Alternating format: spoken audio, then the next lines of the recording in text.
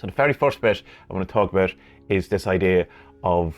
when in Chaos Magic, you are told that, it's to remove all of the unneeded elements and to get to the very core of what works within all these kind of historical magic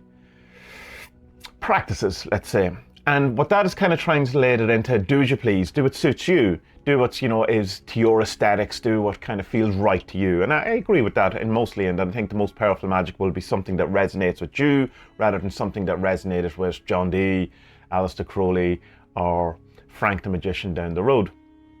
Although Frank the Magician down the road is a very good magician, so you should listen to him. And it kind of, what I've noticed, and I've done it myself, so I mean, I'm part of the problem, is that when I come across a new ritual or new practice, new philosophy, a new whatever it is,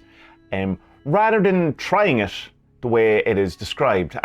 doing it as described and seeing how that turns out, there's this kind of tendency to change it immediately into something that is more palatable for us,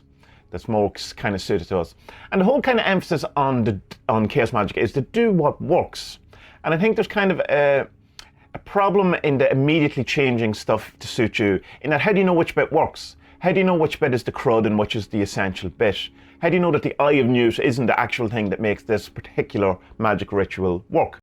If you're getting into a Chaos Magic, or you're doing a Chaos Magic and you've been doing it for a long while,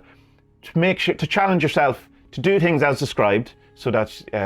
you understand it rather than immediately changing it to something, so that there is this kind of lack of an echo chamber going on, and kind of as a more wider philosophy towards your magic practice, to challenge yourself, to make sure you're listening to voices that wouldn't agree with, that you're doing stuff that you wouldn't necessarily just resonate with immediately, to see, because you might,